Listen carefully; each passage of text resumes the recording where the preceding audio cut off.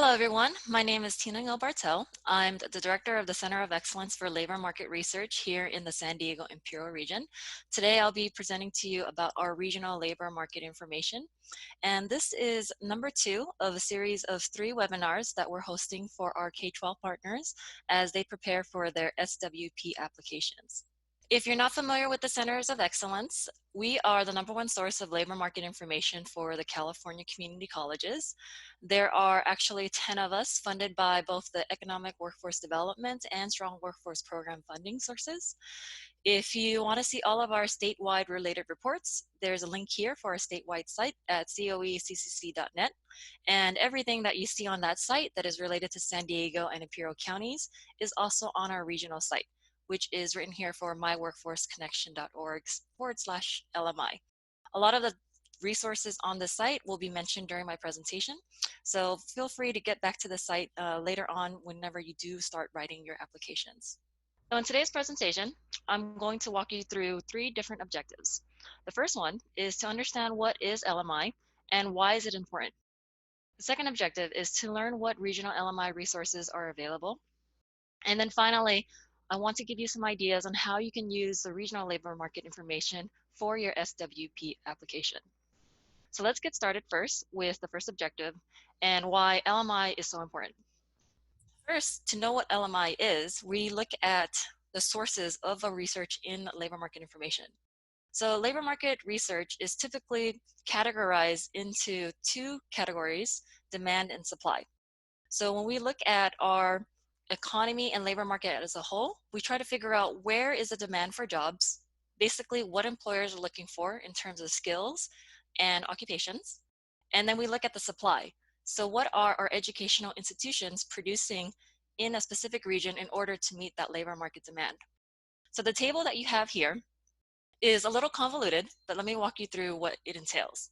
So on the demand side, we collect survey responses from employers and workers. And when I say we, actually mean the Labor Market Information Division, or LMID, from the Employment Development Department, EDD, at the state level. So EDD collects survey responses from employers and workers, and they aggregate that data and they send it to the US Bureau of Labor Statistics. So whenever you hear information about jobs in the economy and where all the jobs are growing across the whole nation, every state has an institution similar to EDD, and they all send their data over to BLS. So most of the data that we get on the demand side is from EDD and other public sources. On the supply side, so the right side of the screen, you'll see that there are 2 different sources for supply. So one is the community colleges and the other is non-community college institutions. So both community colleges and non-community college institutions have to report their data to a national clearinghouse database called IPEDS. And the community colleges report to something called MIS Data Mart. So at the chancellor's office at the state level, they ask for community colleges to report their outcomes data in order for the chancellor's office to provide funding, resources, and so forth. All of that information is gathered into something we call a COE supply table. So the Centers of Excellence across the state look at all of the supply data, and we've created tools on our website for people to use in order to compare what the colleges and institutions are providing versus that demand that I mentioned a second ago. All of this data wraps up, and then we put it into our COE reports. I didn't mention earlier, but on the demand side, it gets filtered into some data aggregation tools like EMSI. That's a program that is a proprietary source that typically you have to pay for a subscription service. And because the COE has access to EMSI, we put that information into our COE demand table, and then we gather it all together to create our COE reports. For anything that we can't get publicly available information for on both either demand or supply, then we do regional employer surveys. So that creates a little bit more work on our part because we have to provide resources to survey our local employers. So now that you know where labor market information comes from, let's talk about why this is important. I shared with you a lot of data. It probably is a little bit convoluted, but I want to bring it to a higher level so you can see where it is in a more general context. So why do we even need to respond to labor market demand? So there was a San Diego County Economic Roundtable that was hosted earlier in January this year. This Economic Roundtable comes up every single year, and at the Economic Roundtable, we look at trends in the economy and specifically in San Diego County. So I'm going to borrow a couple of slides from Ray Major, who is the chief economist at SANDAG. If you're not familiar, SANDAG is our regional planning authority. So they use population and economic trends in order to figure out how to use our local resources in planning road transportation and other services. There's also a link in the slides for the economic roundtable notes if you're interested in more regional economic information.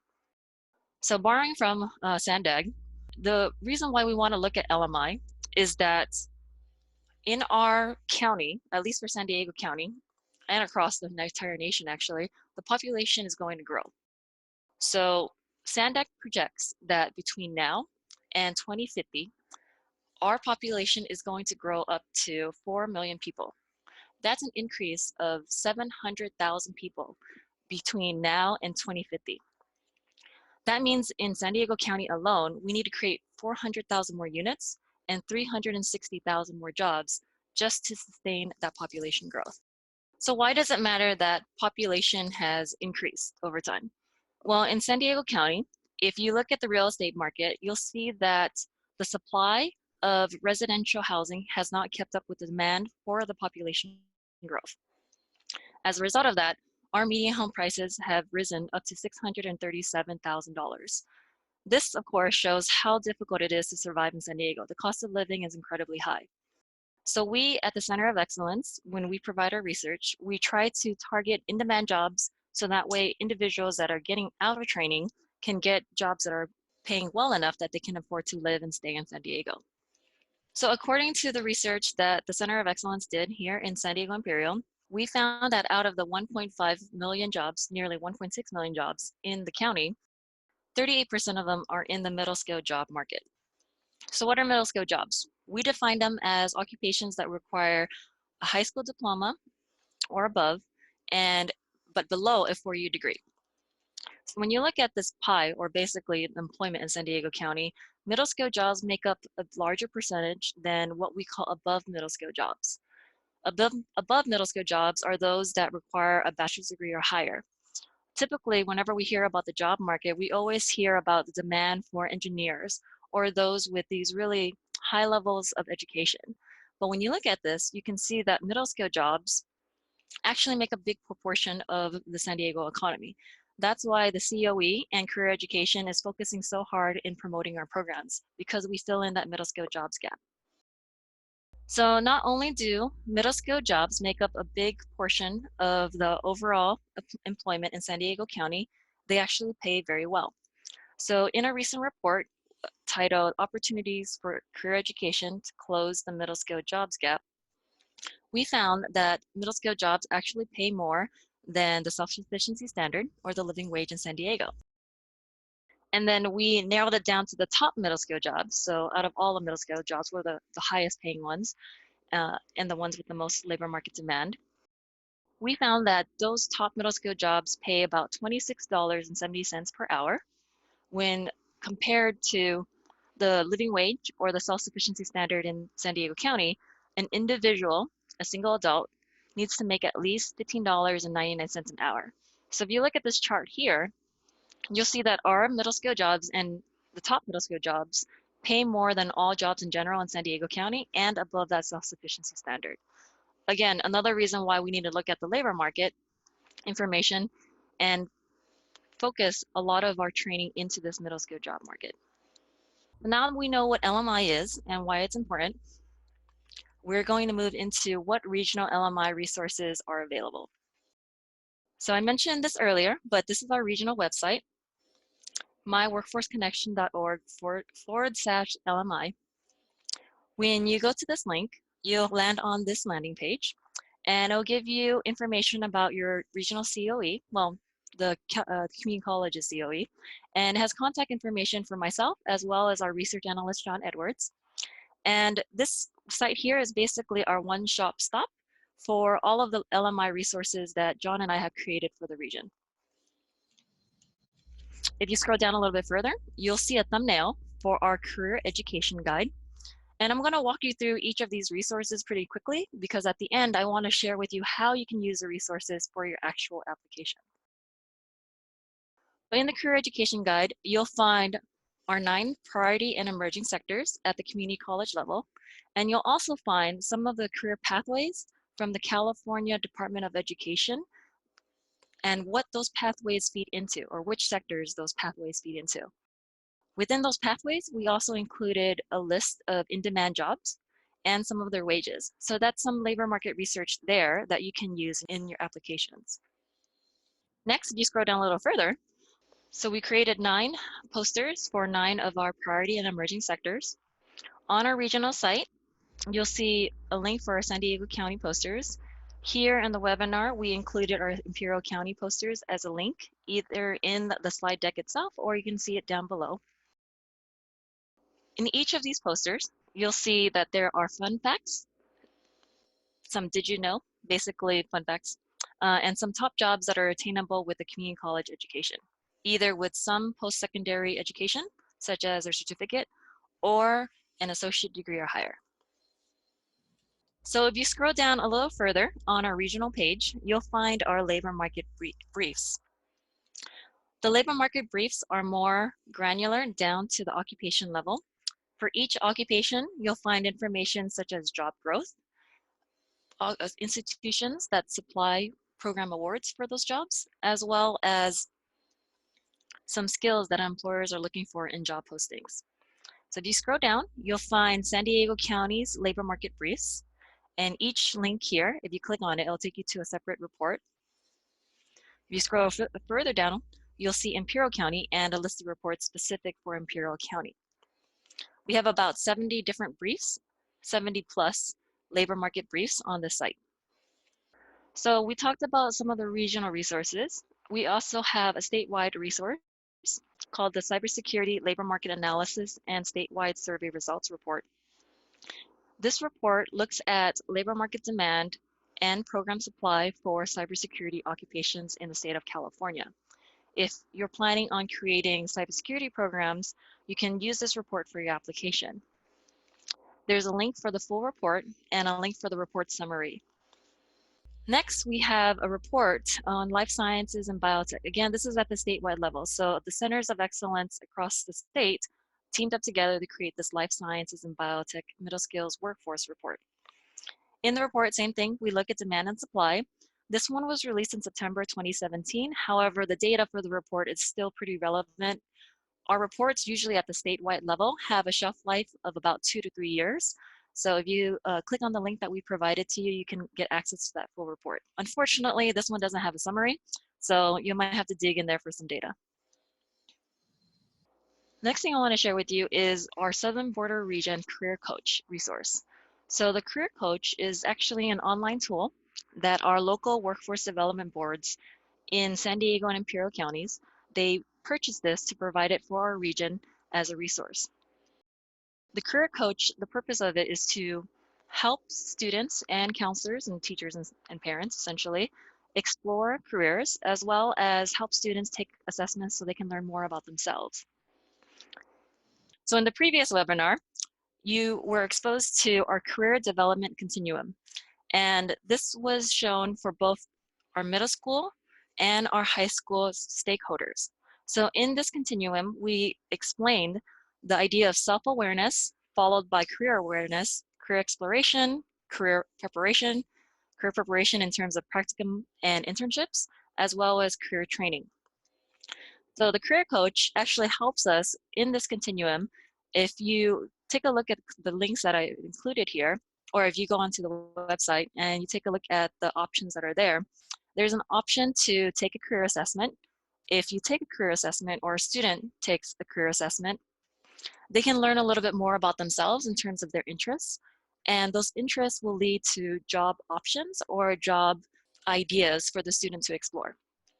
The second option in this Career Coach tool is that students can just browse careers. So there are over 800 occupational titles in this website, as well as through many public resources. And to explore that many careers might take a lot of time, which is why we at the Center of Excellence recommend that you look at some of the reports that we produced and narrow down your career search by typing in those career titles inside that search bar. So again, this tool can help with self-awareness, career exploration, and career awareness.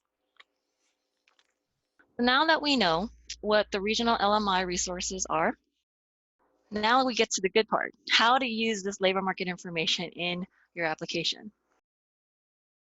So labor market information is mentioned in the application for Strong Workforce a few times, primarily on page 3 and on page 23.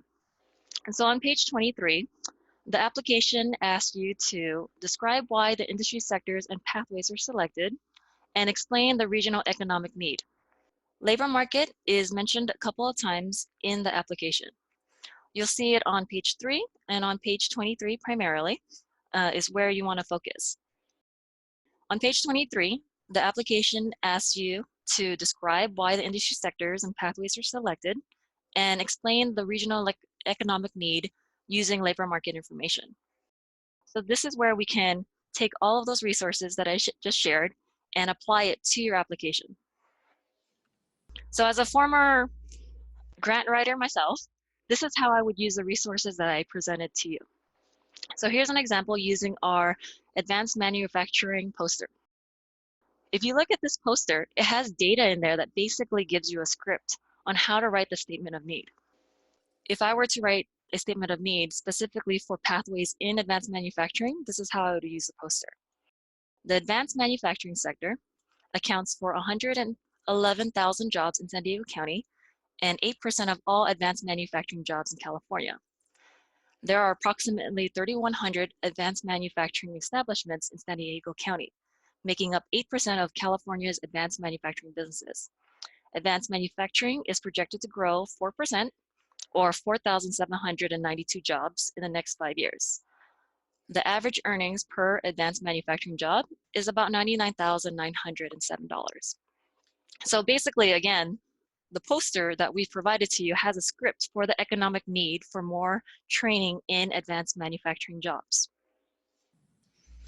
To give you another example, not using a regional resource, but a statewide report, looking at cybersecurity, you'll see that in the summary and in the report, this is all the data that we provided for you. So one might take a look at this and say, oh, this is a little bit overwhelming. But in actuality, again, we provided you with the information that you can actually write a statement of need with. So again, putting on my grant writing hat, I would write a statement of need that is similar to this. The state of California is vastly undersupplying trained workers for cybersecurity jobs. According to the Centers of Excellence for Labor Market Research, employers plan to add 14,300 cybersecurity jobs over the next 12 months. This is the labor market demand. While California training institutions only produce 3,200 awards annually, which is labor market supply. That is a potential training gap of 11,100 awards per year. Our strategy aims to close that gap by, and then you include your strategy. So again, all this information that I've read out here is in the summary of the cybersecurity report. I've given you these as examples. I'm not saying that you should copy it verbatim for your statement of need in your application. But again, after providing all of this research, you can see the examples that we've given you here that you can use to make it a little bit easier when you do submit your application. I have to stress how to cite the Centers of Excellence when you write your applications. There are approximately 10 Centers of Excellence, and collectively, we are known as the Centers of Excellence for Labor Market Research, or COE. So if you're going to cite a statewide report, please spell our name this way. If you're going to cite a regional report, then please write the San Diego Imperial Center of Excellence for Labor Market Research, or COE.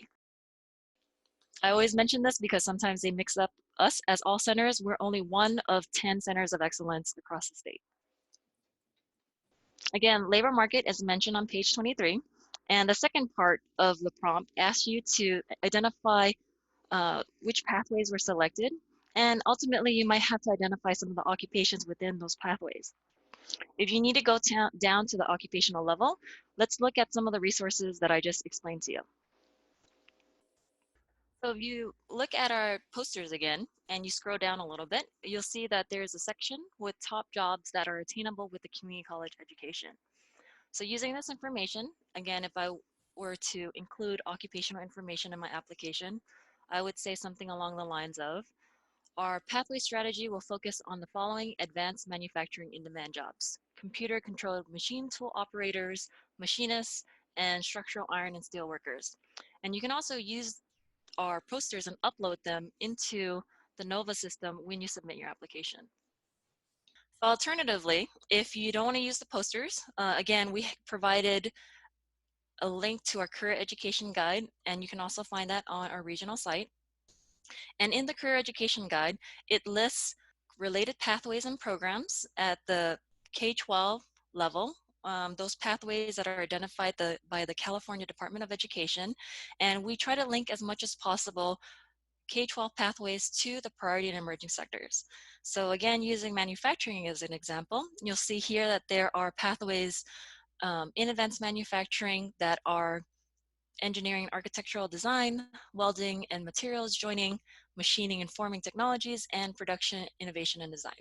So within each of those pathways, you'll see some of the top jobs that are pretty similar to what you saw on the posters. If you want even more detailed occupational information, we can go back to the career coach. So as I mentioned to you earlier, there are over 800 occupational titles, and browsing through all of those occupations might be difficult. So using our posters and the career education guide, you can select any one of those occupations and type it into the search bar here. In this case, again, I'm using advanced manufacturing as an example, and I typed in machinist. So when you type in machinist, you'll get a list of related occupations, top one being the machinist itself. If you click on that in the career coach tool, you'll see that LMI is available at the occupational level. Again, if you want to go to that granular level in your applications. The overview shows your salaries, some annual job openings, and you can click on each one of those tabs above, overview, about, wages, employment, and job postings, in order to get to a different section of this occupational profile. If you click on the About section, or the About tab, you'll see the different tasks, skills, and typical educational attainment for that occupation that you're looking at. If you click on the Employment tab, you'll see the labor market demand as well as overall employment for that particular occupation. This one is also interesting because you see a list of employers. So if you're planning on including any kind of employer engagement in your strategy, this might be a good option to look at. If you scroll down to the bottom right of any of these occupational profile views, you'll see this map here.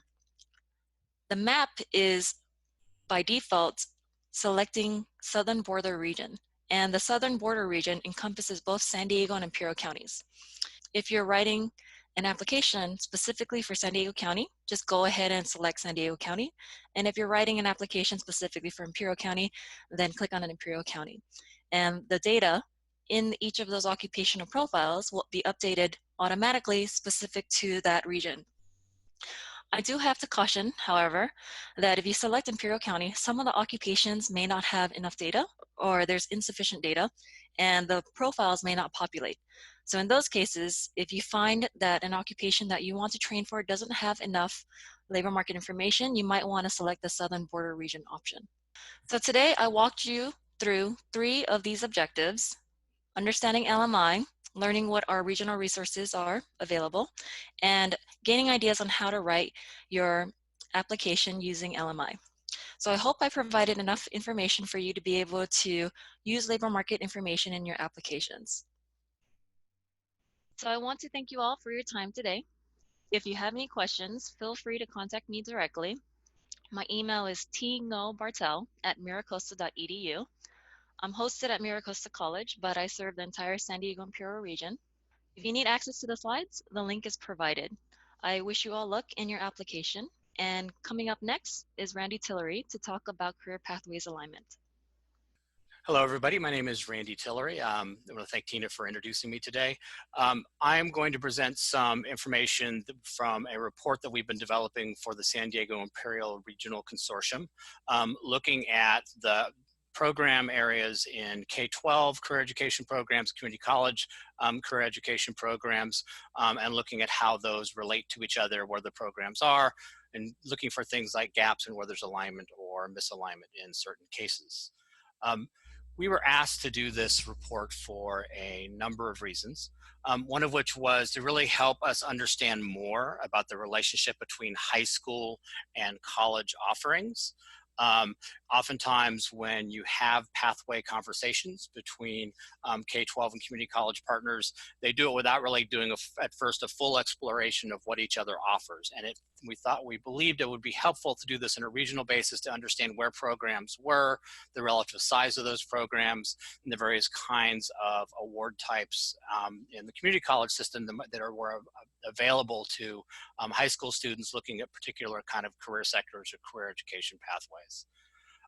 So really, we wanted the data to be able to inform pathway planning between high schools and colleges, identify places where there may be gaps, for those of you who may be looking to develop new programs, to figure out where that might be the most important to do that work, and to improve existing pathways, because oftentimes just because you have a strong set of programs at regional high schools and strong programs at colleges doesn't mean you can't go deeper to help more students really identify how they want to transition into post-secondary education along a career education path, and how that could help them really increase their relevance for future employment and access to a career.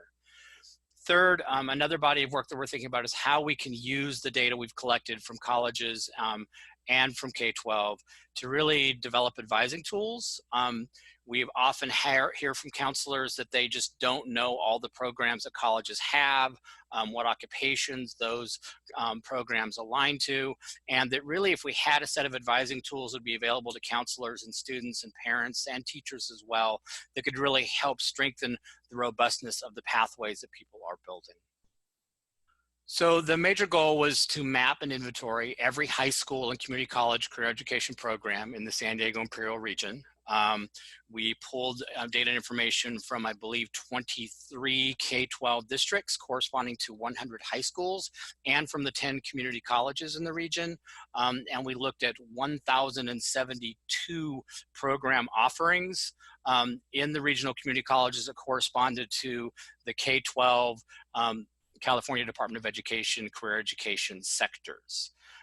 So once again, we wanted to understand the relationship between high school and college offerings. We wanted to inform pathway planning, and we wanted to develop tools to really kind of support that work. And so the mapping was really designed to help us accomplish that.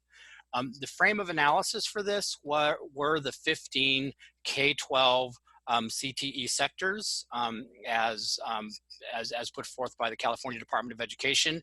The community colleges do have 10 sectors, but we felt it was important to use the K-12 sectors because the audience for this is really in many ways K-12 in terms of helping high schools and K-12 districts think about how they want to build their strengthened pathways, particularly in relationship to the K-12 Strong Workforce Program.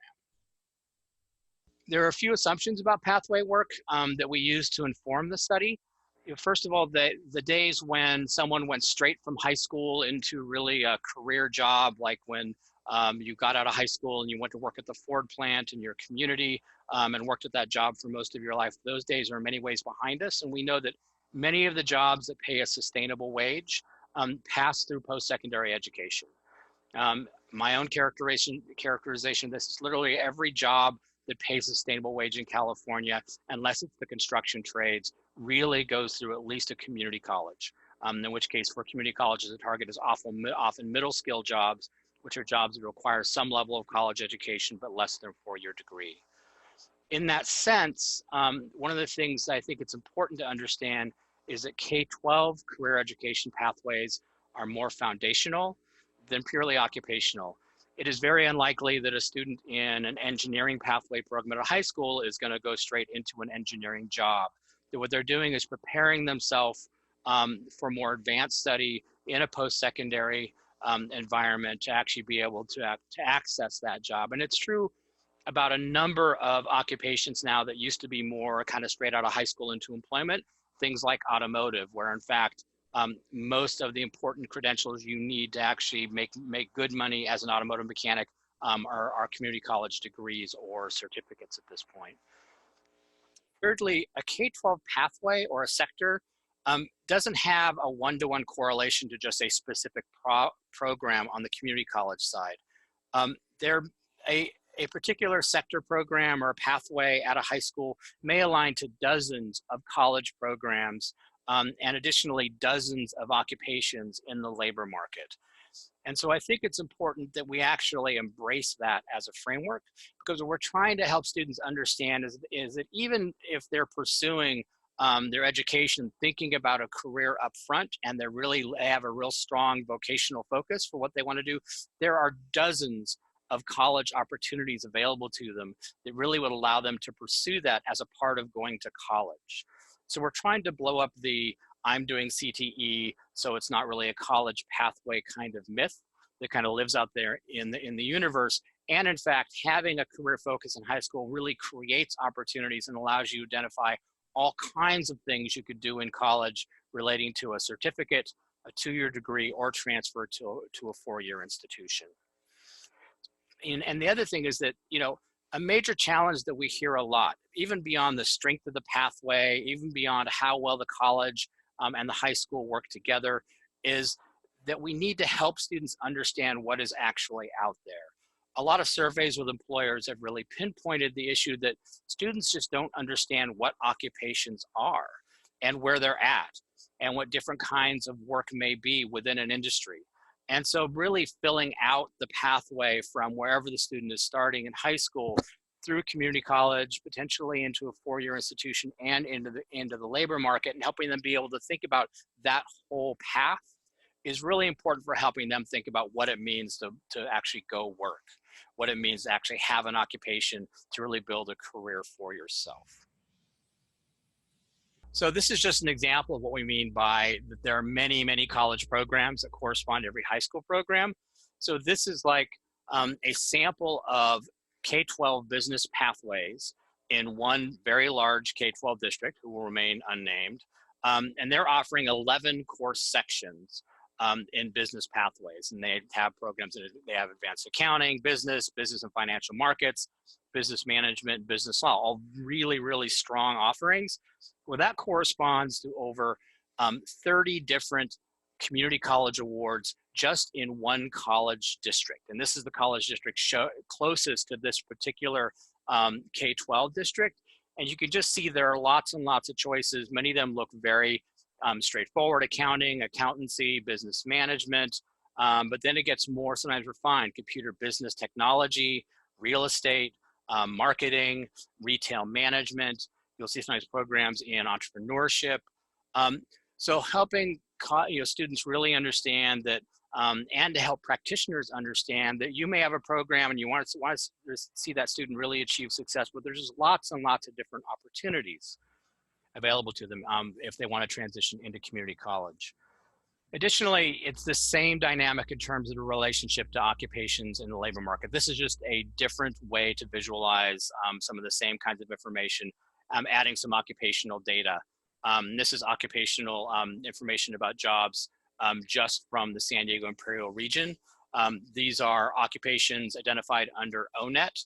They have specific standard occupational codes, or SOT codes, and the median wage and the annual openings in that particular occupation. So oftentimes when you hear very large scale sort of characterizations of labor markets or openings or things like that, it's important to be able to kind of dive down to the details and say, well, what kinds of occupations are really our most interest? And that helps you kind of refine where you want to go with your analysis. So, and I want to say something, and this could be a weird kind of finessey thing to say, but this is not a supply and demand study. What I mean is we weren't counting the number of students finishing pathways in high school or finishing college programs and comparing that directly between two regional job openings to say, are we producing enough people to actually get into the labor market? It's more a comparing different kinds of information. So if we know that there are this many course offerings in the region in, say, agriculture, and there are this many programs in the community colleges, then we can compare that against what's happening in the regional labor market in ways that allows us to kind of begin to just think more holistically about what's happening in our region. But it's not to say that we're trying to really do a direct count. The supply and demand studies are really specifically what folks like Tina do. in terms of the centers of excellence. So they actually count the numbers of students completing awards related to certain occupations and look at openings in a very fine-grained way, and then slice and dice those in different ways that can really help practitioners understand how to use that information to inform how to improve the programs or to build new programs. So what we did is more of a proportional analysis, looking at sort of the proportion of programs in K-12 aligned to a specific sector, and the proportion of programs within colleges also aligned to that sector, understanding that there are many, many programs in the community colleges that align. And there is kind of labor market information kind of sprinkled in there, but it's that direct correlation between K-12 and community college programs that we are mostly focused on as really kind of an important fundamental part of this study to begin to think about how can we build more alignment, where might there be gaps, and how that could inform regional priorities for building pathways.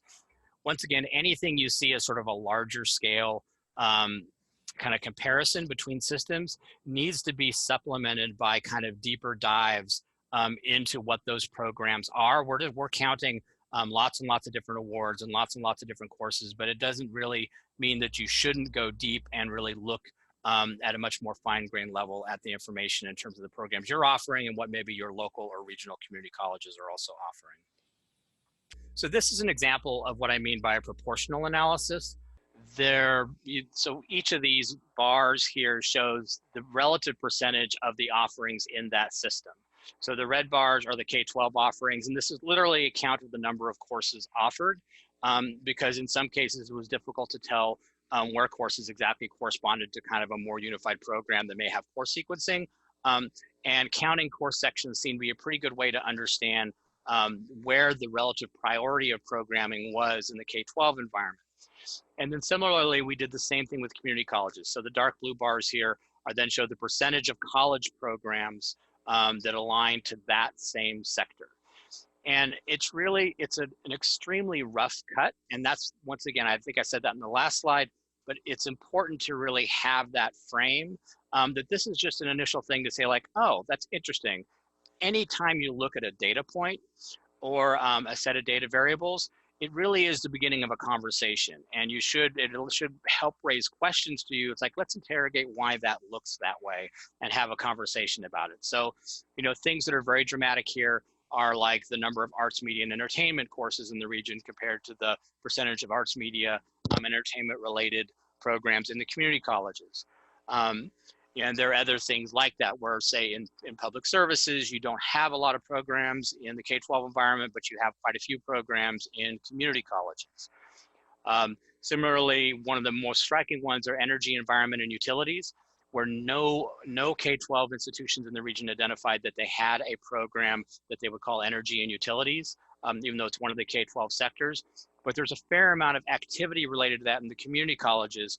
It's not an enormous portion of the labor market. However, they're extraordinarily good jobs, and they're jobs where employers report having difficulty finding qualified workers. So this would be a place to have a really deep discussion. Also, I should say that one of the things we learned from the study, and I'll talk about this more in a moment, is that many of the college programs that may align to a sector also align to other sectors. So there are college programs aligned to building and construction trades, engineering, or manufacturing and product development that also align to energy and utilities. So if you have programs in those other sectors, you may actually already be teaching programs that actually focus on some of the underlying competencies for someone who could be interested in like energy or utilities occupations. This is an example of a chart that's in the report, and it's just, once again, it's just showing numerically the number of K-12 courses in each sector, the number of college programs in each sector, and by programs, what we did to actually determine what constitutes a program or not is to count the number of different awards offered. So if you had a college that offered 4 certificates and 2 associate degrees in, say, manufacturing and product development, that would account for 6 programs, because in theory, every different type of certificate or degree program or transfer opportunity corresponds to a slightly different kind of occupational goal that student may have, relating to how long they want to go to college, what specific jobs they're looking for, and how much education they feel they need to actually get there. We also included just some regional employment information in this chart. Once again, these are very large cuts looking at a percentage of regional employment and percentage of annual openings. You should not use these numbers by themselves to make any grand assumptions about what's relevant or not relevant for you to build. You should look at actually the reports being offered by Tina and the Centers of Excellence, who provide much more nuanced information about how to explain what's going on in the labor market that should really guide your decision making. What this does do is allow us to look at some places where there could be just dramatic kinds of imbalance going on to actually inform pathway planning conversations. I look at this tool as not sort of necessarily, at least in terms of this report, something you use just to say, like, to quote directly to justify your grant application in all cases, but for to allow you to have a deeper conversation, to really look at why you're offering what you're offering, what you do want to offer, and to really identify what the benefits of the student would be in terms of organizing your program in a certain way or focusing on certain kinds of programs. Another part of the report that we've created are regional maps, just to show general distribution of programs. We have an enormous volume of these things that actually look at both the entire two-county region or that look at small subsections of the county. These will all be available to you that you can go through and look at to actually kind of look at, what are the programs around me doing? So the blue here is basically the number of program awards in the sector or programs offered by the college. I guess it's orangish here, it basically shows the relative size of the high school programs. And sometimes it's hard to know what to do with this information, but sometimes certain things really stand out. In this case, this is business, finance, and marketing. There are a number of high schools that have programs in business, finance, and marketing, but there aren't really a lot of courses offered in this area. It's a very relatively small, underrepresented pathway area in the high schools, and it's an enormous area of enrollment in community colleges. It's one of the highest enrolled career education program areas in any community college that you go to, because lots of students take a business course or in order to get business skills related to other kinds of occupational goals they have. So this would inform, this really kind of shows some of the imbalance that's out there. Here's kind of the opposite, where we know there's lots and lots and lots and lots of programs in arts, media, and entertainment in the high schools, and there aren't as many programs in the community colleges. And I will say, in relationship to both of these areas, while the focus of the report is not on employment, business and marketing occupations are like 25% of the entire San Diego Imperial County region, and they're an area with lots of annual openings. So when you look at the data contained in the report and the data that Tina puts out, you're going to see some places where the data very clearly aligns and says to you, we should be paying attention to this. Similarly, with arts, media, and entertainment, the number of regional jobs related to arts, media, and entertainment is relatively small. So the fact that it's such a high priority area, we're not saying that these skills are not important, that the competency students get in digital media courses is not important, but you should just be asking yourself the question, how should we be thinking about organizing our programs so our students have a better chance of then identifying college programs that allow them to realize real career relevance. So that could mean that you look at the application of digital media skills or arts and media skills to business or to manufacturing or other sectors that may become the primary industry they work in, but they're using the digital media skills, which are relevant to lots and lots of different careers to actually improve their options for post-secondary success and employment. So some of the things we found, I think it's clear we found some places where there was a clear over-representation of K-12 programs compared to college programs. Cases where there was pretty significant under-representation of K-12 programs compared to colleges. And we found sectors that align to many of the same or nearly the same college programs. And I'll talk about that more in a second, but it sort of goes back to this one-to-many dynamic I mentioned a little bit earlier, that any given pathway or sector program at a high school really can feed into dozens of college programs, which gives the student a way to kind of both segment the things that they might want to do in college so they don't have to look at the entire buffet at their local community college, but it also allows them to realize that they have real opportunities to explore and learn about occupations and think about what they want to do and who they want to be. Additionally, there were pathway programs in high schools that really appeared like they could just be, they were foundational as well as being pathways. And I'll go back to digital media for a minute. We know that digital literacy, arts and media skills are relevant to so many occupations in ways that they just weren't 20 or 30 years ago. Colleges across the state have built business information worker programs, which is a kind of enhanced administrative assistant, a higher level program that incorporates a lot of digital literacy, the ability to kind of handle social media and social media marketing for companies, so that you can see where the digital arts and media skills that a student may get in high school could be directly relevant to, even though that's more of an entry level or kind of a mid-entry level position, it's relevant there as well. So I want to go spend just a little bit of time to talk about this issue, about the fact that so many of the same college programs correspond to the same sectors. If you look at industrial trades and engineering as an example, construction and building trades, energy, environment, and utilities, engineering and architecture, and manufacturing and product development, and to some extent, even a little bit of transportation. If you look at the crosswalks between those sectors and college programs that have been done either by the Centers of Excellence, Tina's group, or by folks like Steve Glyer in Orange County, who's been doing some really nice work down there between the colleges and K-12, there are many, many of the same programs on the college side. For example, in all four of those, the ones in blue there, drafting is, and you know, the drafting is a major part of that. And digital, actually, arts and digital media show up in all of those as well. Business and marketing, sales and service, almost the exact same programs with a little bit of difference in emphasis. So for marketing, sales, and services, there are programs related to international trade that don't show up in business and marketing more generally. And you see things that are actually traditionally considered ICT programs that show up both in industrial trades and engineering and in business and entrepreneurship. In medicine, biology, and the natural sciences, this is the way I've categorized them here. One of the things that we found when we looked at the programs is that there's quite a few programs in agriculture and natural resources in the high school environment. There are quite a few programs in the colleges as well. And as both what we found in our analysis, and I know that Tina will identify in hers, it's just not a strong area for employment in the region. And in fact, the vast majority of the jobs in agriculture don't require any formal environment. They're really kind of frontline workers or even farm workers in many cases. However, students in agriculture programs, like say doing animal science and FFA at their high school, are really acquiring many of the same fundamental biological and natural science skills as someone who might be thinking about a career in healthcare.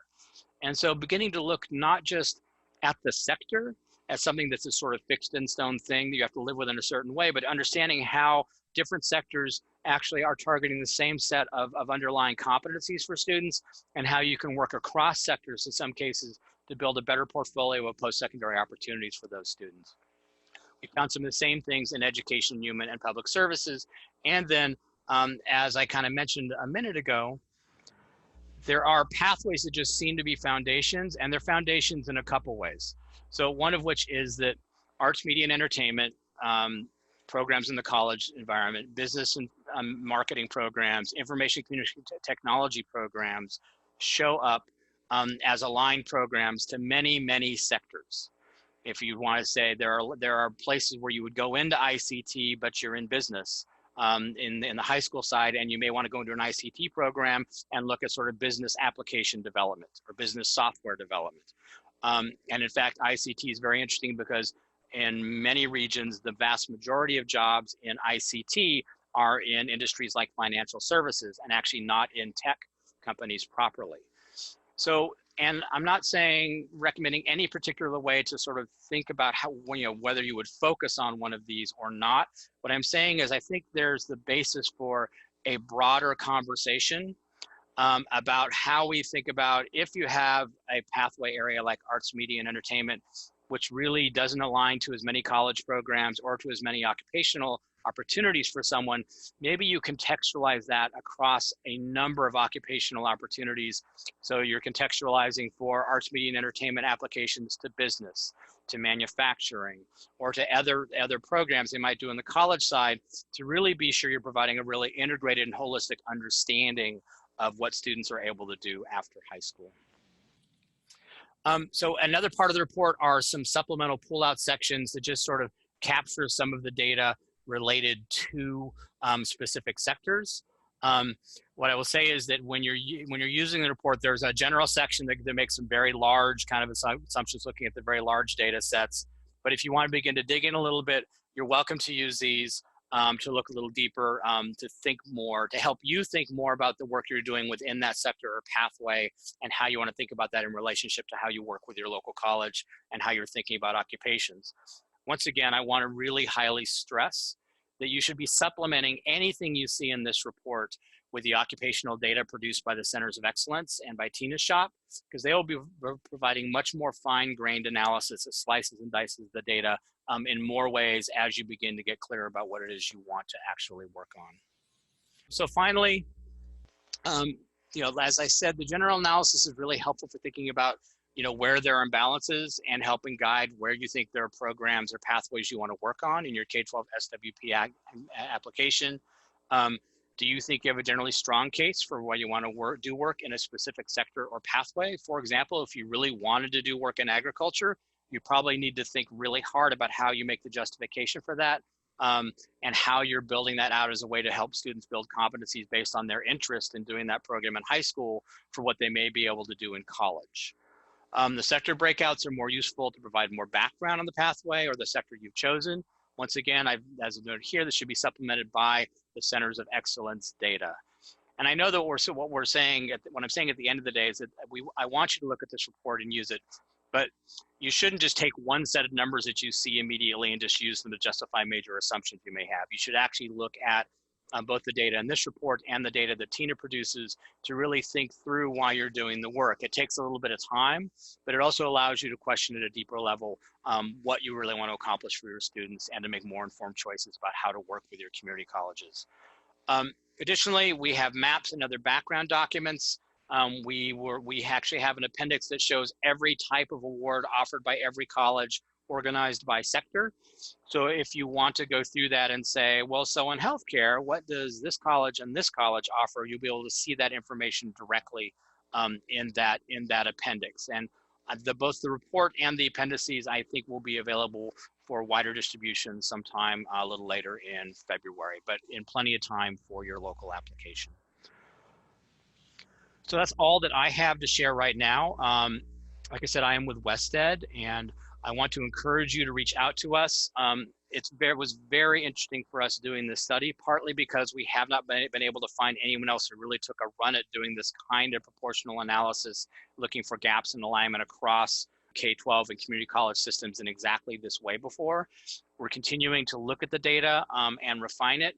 We're working closely with Tina and the Centers of Excellence about the information, about the implications of it relative to sort of how you organize labor market information to be useful for K-12 and college practitioners in the future. And we invite your questions and look forward to continuing to work with you. Thank you very much.